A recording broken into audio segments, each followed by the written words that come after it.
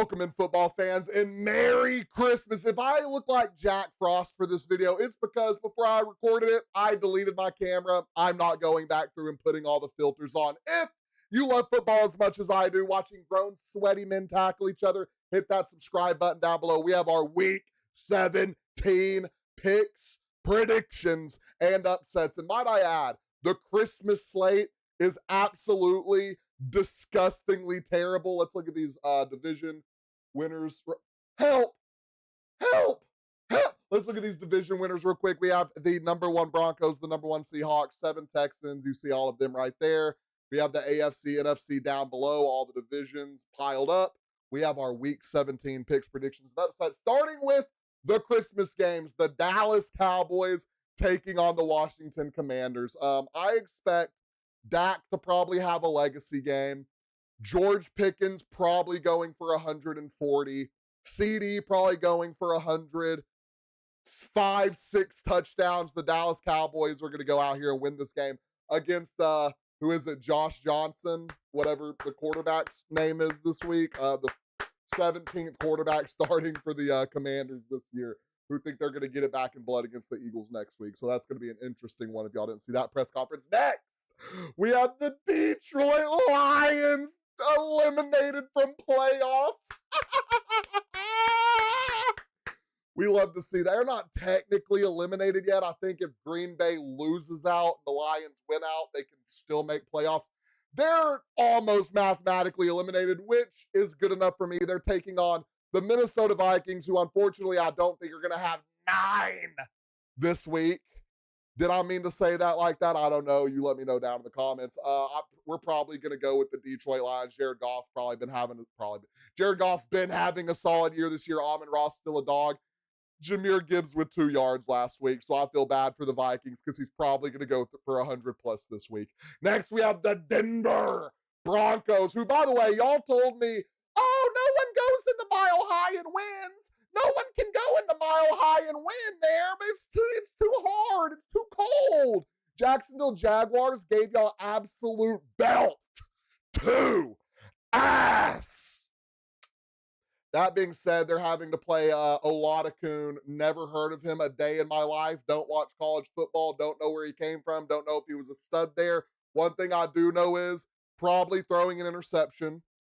Probably not throwing a touchdown.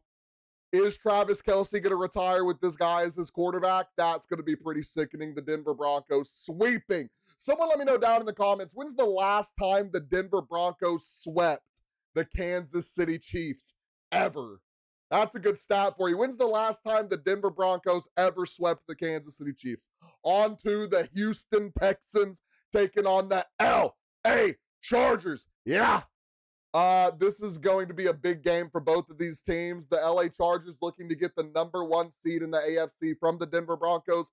The Houston Texans, I want to say trying to stay in playoffs, but the really only hope of knocking them out of playoffs is a Colts team that just forgot how to win football games. So there's that. The defense was getting absolutely torched last week.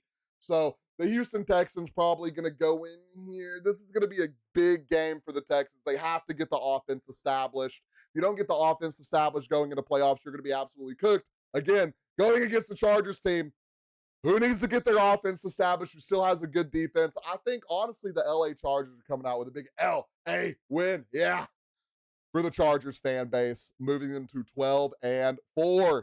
We have the Baltimore Ravens taking on the Green Bay Packers, potentially the Jordan Loveless Green Bay Packers. Maybe y'all will know if there will be Jordan Loveless by the time you see this video. Maybe you don't. Well, it's not going to matter because it's going to be Snoop Huntley against Malik Willis. So the battle of the backups. Give it to me, feed it to me like a baby, inject it into my veins.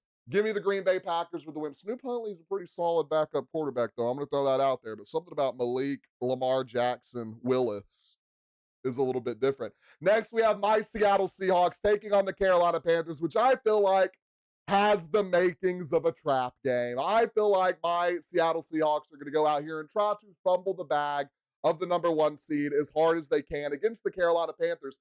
The Carolina Panthers, who have the makings of a pretty dang good playoff team. Pretty solid run game between Chuba Hubbard Enrico Dowdle. Your wide receiver core is coming full circle. Your offensive line isn't as bad as it has been. Your defense is pretty solid, taking the ball away more often than not. Yeah, can Bryce Young go out there and get it done? I don't know if he'll get it done against the Seattle Seahawks. He's going to have to get it done week 18 against Baker Mayfield if they want to see if they can go get something done in the playoffs. Carolina Panthers might be a pretty scary team going into playoffs. That being said, my Seattle Seahawks defense is stout. My Seattle Seahawks run game is stout. Sam Darnold, please don't start seeing ghosts. I'm rocking with the Seattle Seahawks with a big Seattle win. Next week, let me get this ad off the screen. Can I do that? Nope. Y'all are going to have to deal with it. Gold Bond, sponsor me. Next, we have the Arizona Cardinals taking on the Cincinnati Bengals. What time is this? This might be a good game to nap on. Oh, that's a noon. At least that looks like it's a noon game. That's probably going to be a W right there. Are we going to see Joe Burrow? Is Joe Burrow going to play? I feel like he loves the game so much he's going to be out there. Probably going to torch the Cardinals. Not one. What? Two. What? Three. What? Four. What? 5 touchdowns for Joe Burrow. I'm predicting against the Arizona Cardinals. Why? Because it's probably going to be a close game.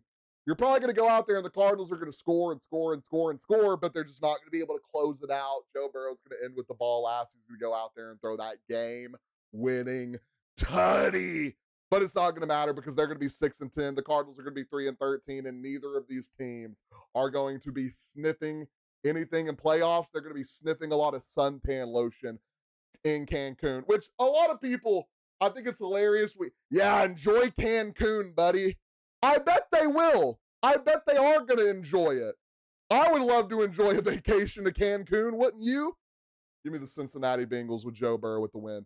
Next, we have the New York Giants and the Las Vegas Raiders, the battle of the number 1 pick. New York Giants really don't need the number 1 pick. I guess they could use it for trade leverage because the number 1 pick is probably, if you're not going, I guess, Mendoza, you're probably going to go with I would assume a lineman. I don't know how deep this draft is looking at position by position. The Giants just fumbled apparently a pass rusher pick last year, so maybe they're going to get another pass rusher. But this is going to be a game to determine. I think they should make this game. They should tell the Raiders and the Giants, look, whoever wins this game actually has the better chance of getting the number 1 pick. Like, I think when it gets to week 17, 18, the bad teams playing the bad teams, you actually have to win to improve your chances at getting a better draft pick. I think that would make football later in the year, around 17 and 18, at the very end, 3 million times better. It would just be entertaining to watch. Who do we want to go with on this one? Give me the Las Vegas Raiders. Next, we have the Pittsburgh Steelers taking on the Cleveland Browns. The Baltimore Ravens need help, ladies and gentlemen. They need someone make an edit. Hold on. Someone edit it. Hold on. Someone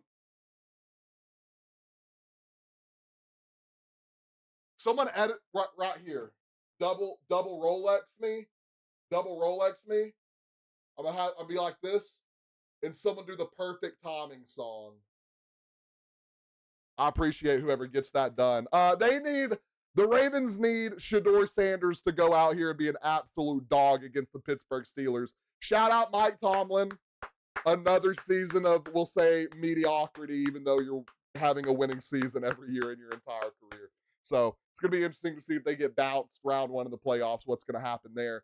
Aaron Rodgers is hot in the month of December. I will put that out there right now.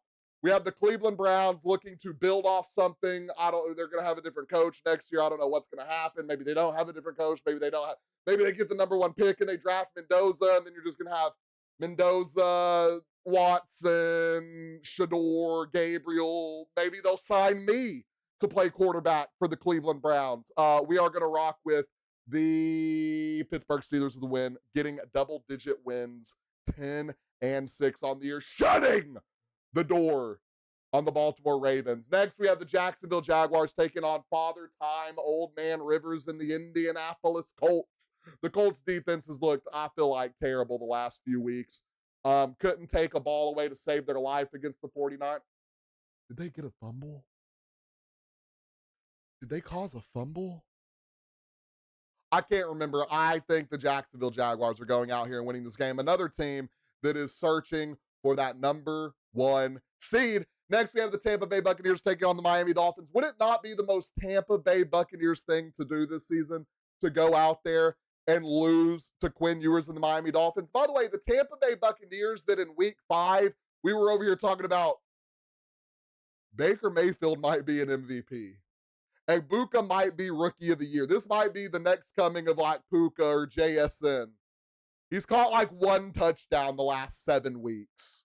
Something crazy like that. I can see Tampa going out here somehow losing this game. By the way, the Tampa Bay Buccaneers are one of the worst pass rushing teams in the league. Their number 1 sack leader. This is an insane stat. The Tampa Bay Buccaneers' number 1 sack leader over the last 2 years is Vita Vea with 11 sacks between 2 years. Vita Vea is a run-stuffing D tackle. He can get back there. He can do it. He is a D tackle. What is happening in Tampa Bay? Give me the Tampa Bay Buccaneers with a win. Next, we have the New England Patriots taking on the New York Jets. We're not even going to talk about that game. We have the Nolan Saints. How about you go shuck yourself, Titans fans, because Tyler Shuck is about to go out there and give you absolute. This actually might be a pretty good game. We might actually peep this one. This might be a little lock-in game.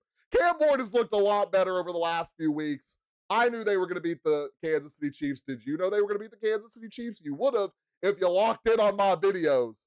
Go to T-Mobile. T-Mobile, sponsor me now. Who's going to be?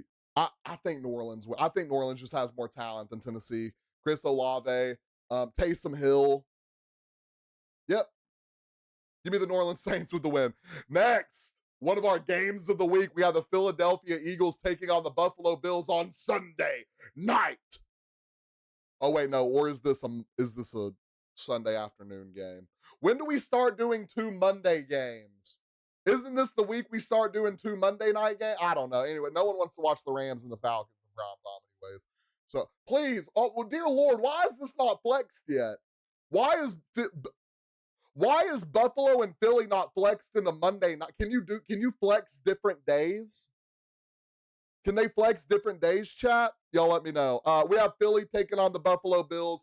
Josh Allen, after having a week off last week because his defense teed up and James Cook teed up for him, is going to have a probably 6-touchdown game. I feel like it's been a few weeks since he scored 6 touchdowns in one game. The Philadelphia Eagles defense is solid. The offense, are they good? Here's the thing. This is a game the Philadelphia Eagles need because, yeah, their offense has got going, but who is their offense got going against? You know what I'm talking about? Like, we need to see the offense out here hooping against, like, the Buffalo Bills defense isn't that good, but this is going to be a good game, a good win against a playoff contender that the Philadelphia Eagles need to build on.